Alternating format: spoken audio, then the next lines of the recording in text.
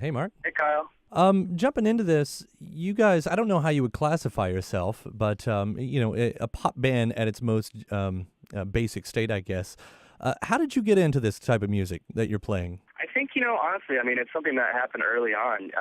I was 6 years old, and I was riding in the car with my mom, and the Beach Boys came on.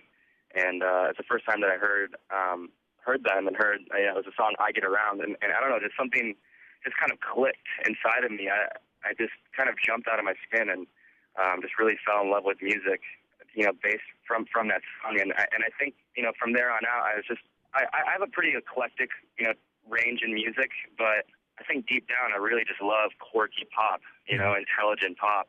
When I was a kid, I heard the Beach Boys for the first time. I was about 6 years old, and that was really kind of what I think it showed me a certain type of music that I'd never heard before, and it really caused me to fall in love with that kind of music. And I think pretty much my whole life I've just been attracted to quirky, intelligent pop. Mm-hmm. So bands like Blur or Bowie or ELO, and then even like a little bit more avant-garde like Aphex Twin and stuff like that.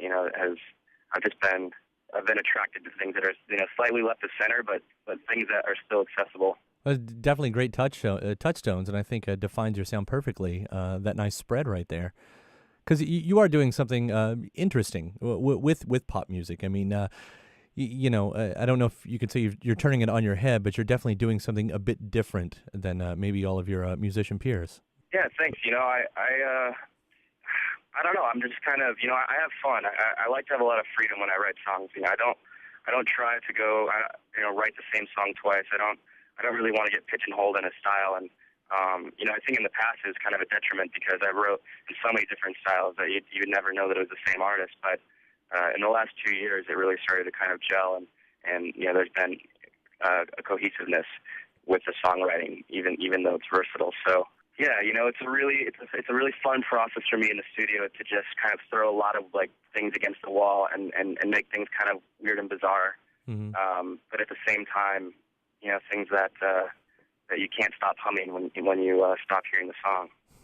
Always important. On the CD, you kind of have a bit of an electro definition, but you do. I mean, it's a full band, right? Was it always a full band? Well, the songs, I write the songs by myself in the studio, and then we'll flesh it out together as a band. Mm-hmm. So for a few years, I was just a solo artist, and I was writing these songs and stuff and this type of music by myself, and didn't have a way to play.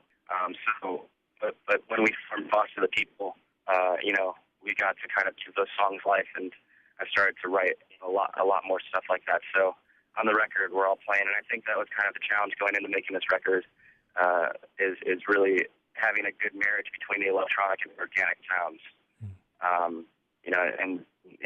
They're two completely separate worlds, but there's a way to connect them, and that's kind of what we chased. Yeah, well, it's a fine line, and you've done it very well. Are you a guy that minds talking about his lyrics any? Oh, sure. With of course, the runaway hit with Pumped Up Kicks, I think there's been a little bit of surprise when you dig into the lyrics there that a happy song suddenly turns dark, and wondering if you could give any insight to that. Yeah, well, that song, I like to write in character a lot, and that song's written from the perspective of this kid Robert that's basically losing his mind, and he's an outcast, and he's isolated, and he's kind of slipping into this fantasy world of violence. Mm-hmm. And the music is, I like to undercut kind of the joyful music with those lyrics because I think it kind of represents life in a way, that there's glorious moments in life, and then there's also there's peaks and there's valleys. And so for him, on one hand, I think he's kind of feeling confidence for the first time in his life.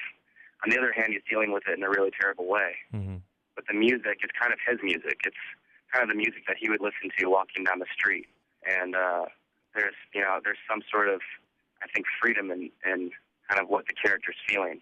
Are you ever afraid for the that first time in his life? Yeah. Are you ever afraid that someone will glorify that? Yeah, I was terrified of it when the song started to go viral.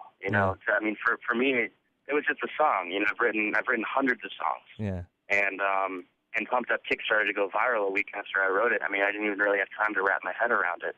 I was terrified of that. But at the same time, I I know that obviously that I couldn't be. I'm not responsible for things like that. Mm-hmm.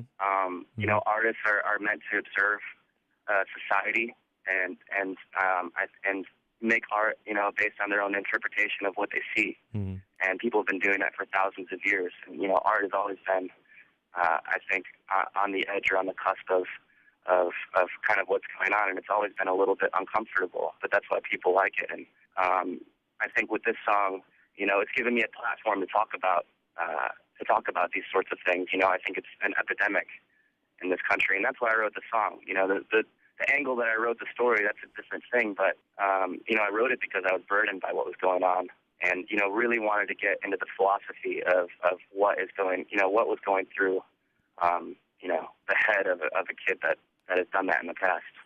You've been in the remix game lately as well. Folks remixing your songs. Do you remix as well? Have you done that? Which one? Well, folks have been remixing a couple of your songs, but I didn't know if you've actually. Oh, yeah. Do you do remixes yourself too? Do you of other people's songs? We just kind of started as a band doing remixes. We just did a remix for this band called Group Love for their song Colors, and we haven't put it out yet, but I think we're gonna put it out this week. Yeah. And but we love that, and it's been really fun listening to all the remixes that have come in, you know, of our songs, because you know, it's cool to see different people's takes on it, you know. Yeah. Well, with this, with you doing Group Love and any future ones you do, how do you prepare for a remix? What are you trying to get to, out of curiosity? I think every remix is different. You know, the way that I like to remix something is really take just a few bits and pieces of their song and then build a whole other track around it, and, you know, completely different vibe. You know, you kind of find those vocal parts or that chorus part or even just like a really unexpected part. And, you know, I like to go in and, you know, kind of look at their audio, whether it's guitar or vocals or whatever, and chop it up and turn it into rhythmic stuff and pitch shift it and warp it and make it sound like an instrument. You know, at the end of the day, it's like you're hearing something that you're hearing a sound you've never heard before, and it really just happens to be their vocals looped, you know, or whatever it is. So it's really fun just to kind of dive in and create something completely, you know, different. There's not really any boundaries when it comes to remixes. You can just kind of do whatever you want. Yeah. More freedom with remixes than writing your own song? Oh, definitely. I mean, for sure. Yeah. I think, I mean, writing, you know, my own stuff, I'm such a critic of myself that, like, you know, there's tons of songs that I write that'll never see the light of day.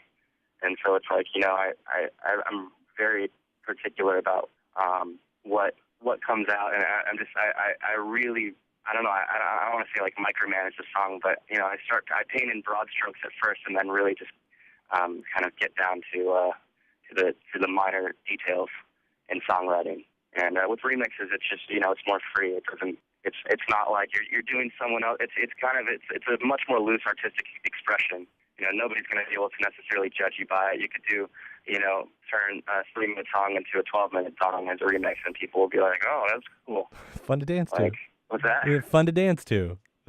Yeah, exactly. Yeah. Last of all, you have a new video, Houdini, right? Oh yeah. What can you tell us about the new video? It's insane. It's a good really start. Cool. We basically it starts out as kind of a normal performance video.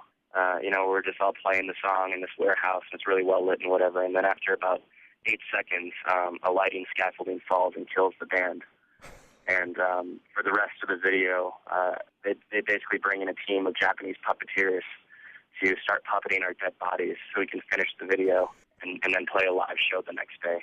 So there's a lot of really bizarre turns of events and you know, a lot of really good effects, and it's just it's a really tongue-in-cheek, kind of funny, dark, fun video. It's Weekend at Bernie's 3, starring Foster the People. Yeah, basically, that was a reference when we were talking about the treatment. We just kept being like, "Is this Weekend? You know, we need to watch Weekend at Bernie's to be able to get into character for this." Which means somewhere in the world, someone is still watching Weekend at Bernie's. That's very nice. You've got their royalties for the year right there. Hey, thanks so much for taking the time. Good luck on the Tonight Show tonight. All right, thanks so much. It's a big deal. We'll be watching you guys. All right.